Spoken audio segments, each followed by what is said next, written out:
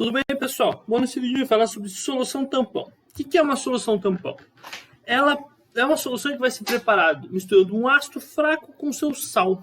Ou seja, na verdade, o que vai nos interessar é a base conjugada desse sal. Ou se não, pode ser o contrário, pode ser uma base fraca com o sal dela, que aí vai nos interessar o ácido conjugado. Por exemplo, aqui, pessoal, aqui um exemplo, tá? Vamos supor que a gente queira preparar uma solução tampão de cloreto. Eu vou misturar ácido clorídrico e o ânion cloreto. Esse ânion cloreto aqui pode vir de qualquer sal, tá? Pode vir de NaCl e KCl. Pessoal, na prática a gente vai usar ácidos fracos. Eu coloquei ali, né, como exemplo, um ácido forte. Não, o bom é utilizar ácidos fracos, tá? O que ocorre quando a gente tem uma solução tampão em termos de equilíbrio químico? Quando a gente mistura um determinado número de mols, vamos chamar aqui de A, de um ácido fraco ou uma base fraca, com um número determinado de mols da sua base conjugada ou ácido conjugado, a quantidade de matéria, a concentração vai permanecer no equilíbrio próximo à quantidade de A. Ou seja, a quantidade que eu adicionar de base conjugada não vai mudar a quantidade do meu ácido no equilíbrio, tá? Ou seja, o equilíbrio praticamente não se desloca para o lado do ácido, para o lado dos reagentes. Para entender por que isso ocorre, pessoal, tem que olhar as reações de ionização e de hidrólise de sua base conjugada em termos do princípio de Le Chatelier. Galerinha, vamos pensar no ácido fraco. Esse aqui é um exemplo bem clássico, ácido acético, que a gente representa aqui, ó, HAC, para ficar mais curto o nome. O Ka dele é 1,74 vezes 10 menos 5, ou seja, ele é um ácido fraco. E a base conjugada, sua base conjugada aqui é o acetato, o AC-, o KW é igual, o KH, constante de hidrólise, é igual ao KB, que é igual a o KW dividido com A. A base conjugada é 5 vezes 75 vezes 10 menos 10. O baixo valor de Ka significa que quando se prepara uma solução, pessoal, 0,2 mol por litro de ácido acético a 25 graus Celsius, a cada 1000 moléculas de ácido acético, apenas 9 vão estar ionizadas. Se a gente fazer uma continha aqui, vai chegar nesse valor. De cada 1000 dissolvidas, 9 estão ionizadas. É um valor muito pequeno, concorda comigo? Portanto, o ácido acético se ioniza muito pouco. A adição de um sal de acetato à solução vai fazer com que a ionização desse ácido seja ainda menor. Em razão do efeito em comum, lembra que a gente trabalhou na semana passada em comum? Se eu colocar nessa solução o acetato, vai fazer com que vai diminuir ainda mais a ionização desse ácido, que vai deslocar o equilíbrio de dissociação do ácido acético no sentido da formação e não da ionização. O que eu quero falar com isso? Se eu venho aqui e coloco íons acetato na forma de sal, eu vou fazer com que esse equilíbrio se desloque para o lado dos reagentes, formando mais ácido ainda. Tá? Então, assim, ó, se a gente aplicar esse mesmo raciocínio para o acetato, quando a gente se prepara uma solução tipo 0,2 mols por litro desses íons, o baixo valor da constante de hidrólise, a solução vai apresentar 75 ânions AC- hidrolisados para cada 10.000 moléculas de AC em solução. Então é muito pouco. Essa reação aqui de hidrólise, por a base conjugada não ser uma base forte, essa base não é uma base forte, vezes 10 menos 5 aqui. Isso faz com que, na prática, pessoal, essa reação quase não seja deslocada para os produtos. É uma base fraca, tá? Então, o íon acetato também reage muito fracamente com a água. E a adição do ácido acético fará com que o acetato seja menos ainda. Tá? Tenha menos ainda, em virtude do efeito de íon comum, ou seja, reprimindo a hidrólise. Portanto, pessoal, se a gente preparar, por exemplo, 0,2 mol por litro de acetato de sódio, mais 0,2 mol por litro de ácido acético forem dissolvidos em um litro de água, a solução vai apresentar mais ou menos essas mesmas concentrações, 0,10 mol por litro de acetato de sódio e 0,2 de ácido acético em equilíbrio na solução. Então, é basicamente o que eu colocar.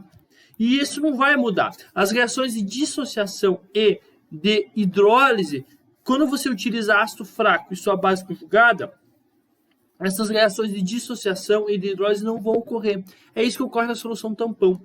A solução tampão, o que ela é? Ela é uma mistura homogênea que não sofre variação de pH ou de pOH quando a essa mistura são adicionadas pequenas quantidades de ácido forte ou de base forte. Então, quando eu quero que o líquido tenha um pH fixo, eu faço uma solução tampão.